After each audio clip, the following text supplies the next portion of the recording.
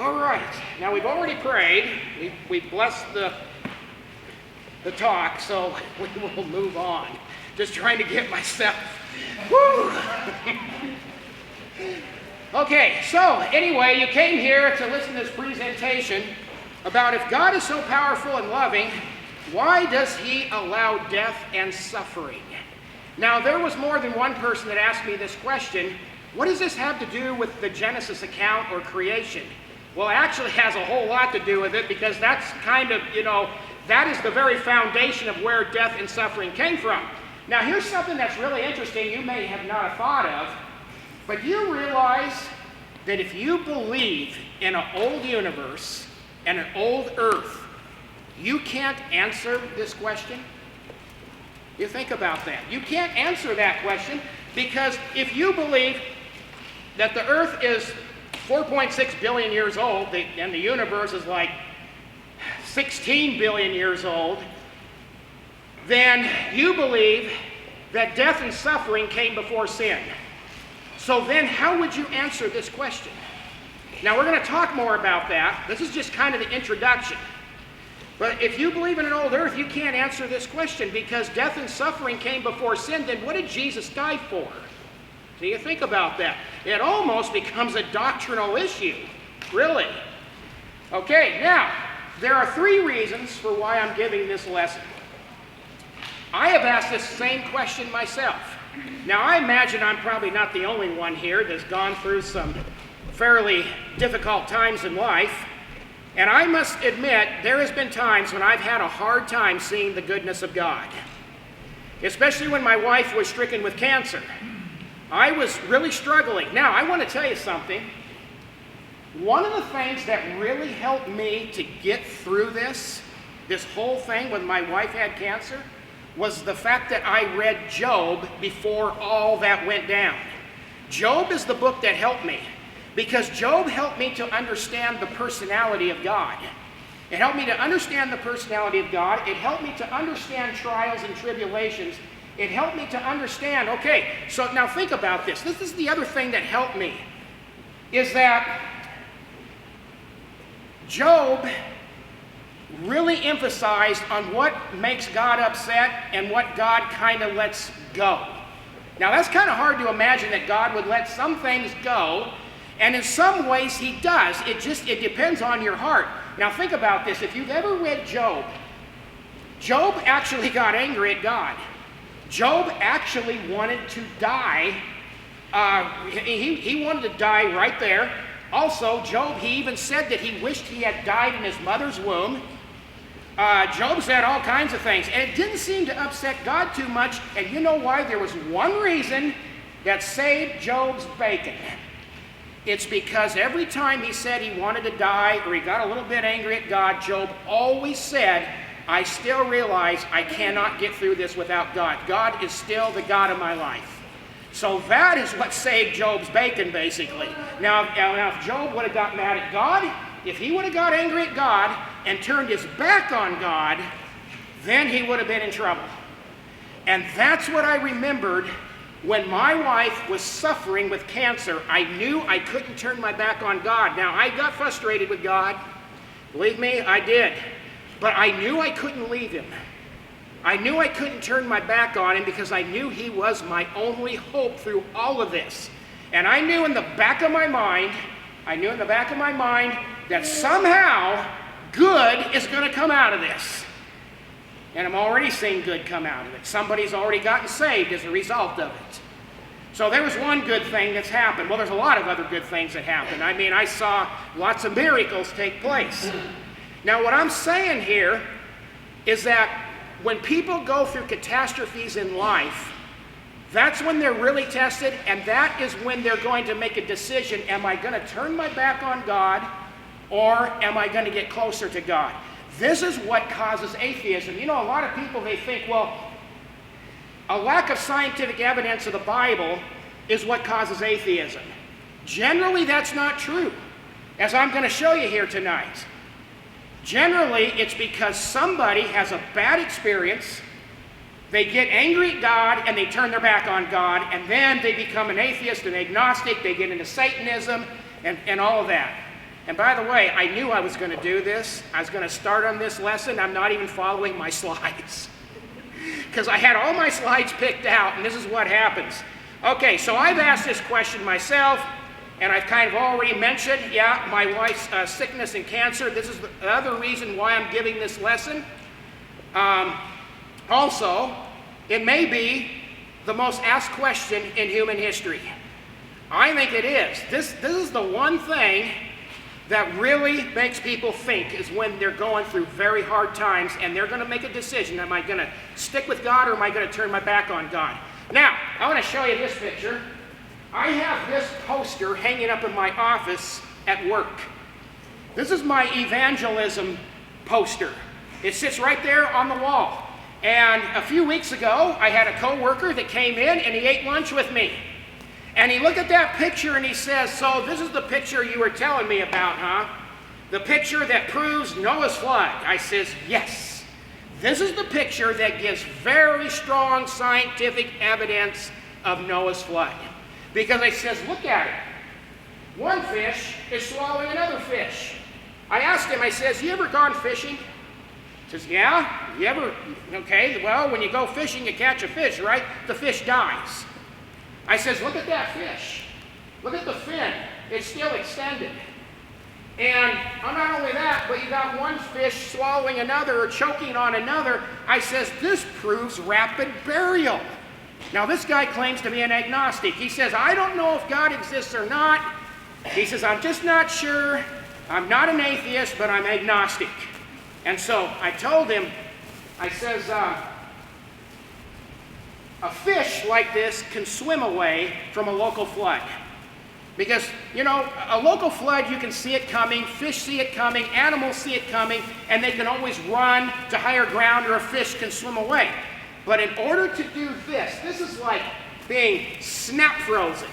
It's like taking a picture instant in time. There was like a huge wall of mud that hit that fish so hard, the fish never saw it coming. And you know what he did? He turned his back on the picture. It was very obvious because the table is right here. He turned his back and ate his lunch like this. He didn't want to look at the picture anymore. Now, isn't that something? I've had a lot of experiences like that, evangelizing people through creation. And boy, I tell you, it sure captures people's attention. I can tell you so many stories. I got to start writing them all down, or I'm going to forget them, because I've got some amazing stories about all that.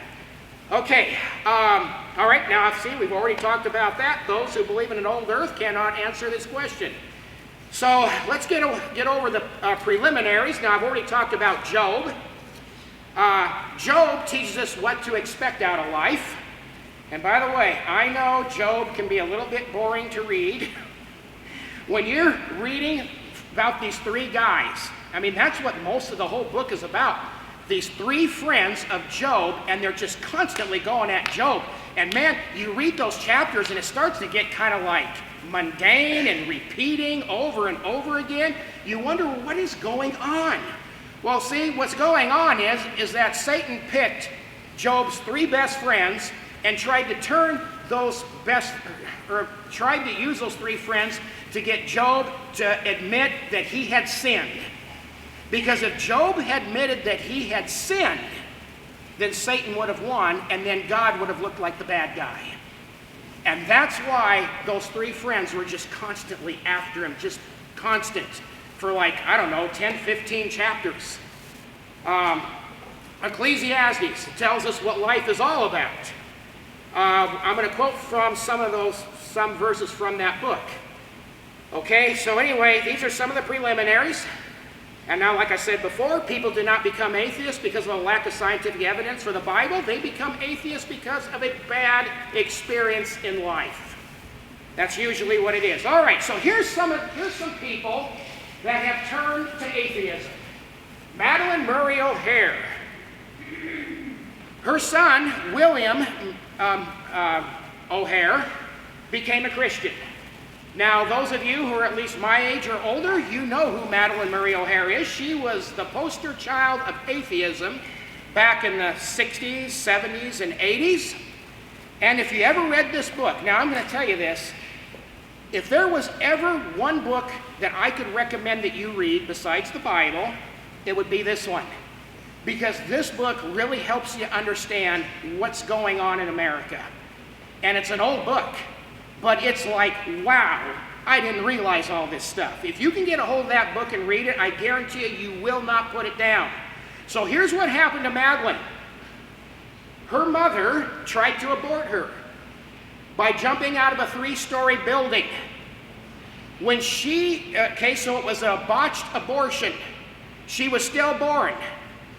And I suppose I probably shouldn't tell you the next thing. It's always hard to tell how much information I should give, but when she was born, some pretty gross things happened. Things that do not normally happen when a child is born, but it happened to her. So Madeline felt no love from her mother and her father, and she was, her mom and dad were not married, and so her mother tried to abort her. So she felt no love, she felt hated, and so she became like she became. You see, so the point is, she did not become an atheist because of scientific evidence. She became an atheist because of anger towards God. And in her book, she was very angry at God. And you can tell by this book that she did believe in God. She knew God existed. Otherwise, she wouldn't have been so angry. Okay, here's the next one. Cheryl Strayed. You probably never even heard of her. All right, but she has been on Oprah Winfrey. I've read her book called Wild. Actually, it was my wife that just picked the book up. We were in Leavenworth many years ago during Christmas, and we were in a bookstore, and she says, oh, that looks like a good book to read, and so she got it. I read it, and wow. Okay, so this lady, let's see, this one, she wrote this book called Wild, and her dad beat up on her mother daily, beat her up all the time. Her mom and her, and I think, her brother, they had to run away from fear of her life that their dad was going to kill them. So they actually had to run away. Okay, so her mother, who she really loved because her mother was a good mother, took care of her very well, she developed cancer. Just like my wife. The same thing. It was hard for me to watch the movie because the doctors told her the same thing that they told my wife. She had tumors in her spine and said, eventually you're just not going to be able to walk. You're just going to be done. You're going to be laid up, and that's it. And in the movie, they showed her praying for her mom. The daughter and the son praying that God would heal their mother. Well, God didn't heal her mother.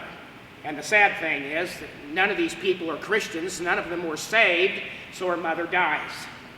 She instantly gets angry at God. Same story every time. So what she does, she decides, okay, so she's living in Minnesota, so she goes down to down to Mexico, where the Pacific Crest Trail starts, and she hikes the whole trail all the way up to Oregon to the Bridge of the Gods.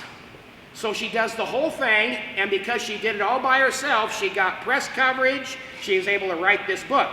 Well, in the book, she was sitting on this hill while she was walking the trail. She's sitting on this hill. She's taking her shoes off, her boots. That's why they have the boot there, okay? She takes off one boot because all of her nails are falling off.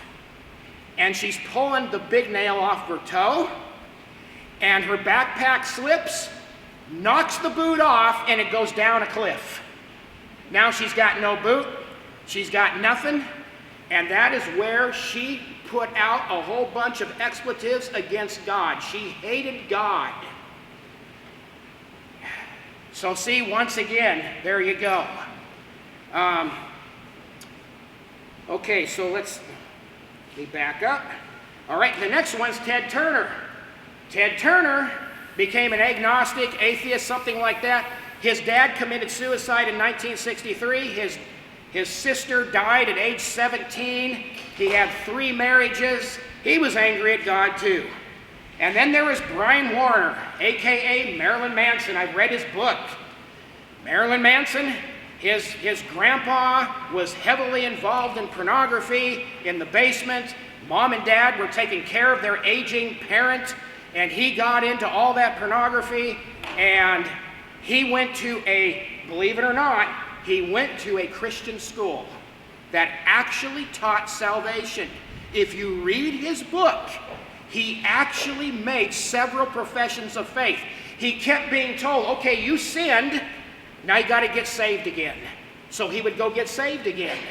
He got saved several times. Okay, of course, we know you can't lose your salvation. But anyway, he became bitter, very angry, and he became Marilyn Manson. Richard Dawkins. The only thing I can say about him is that he said he started having doubts about God when he was in high school. So in other words, I guess at one time he believed God existed. So anyway, I'm not sure what all happened with him. Okay, so now I got to ask this question. Who am I speaking to? Am I speaking to unsaved people, or am I speaking to the saved? Because that's going to make a difference. I'm going to try to speak to both. In John 8:44, it says, "Ye are of your father the devil, and the lust of your father ye will do. He was a murderer from the beginning, and abode not in the truth, because there is no truth in him.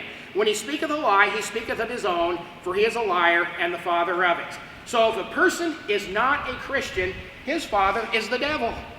If you are a Christian, then you have passed from death to life, and your father is God, Jesus Christ. Okay, so it's going to make a difference if you're unsaved or saved.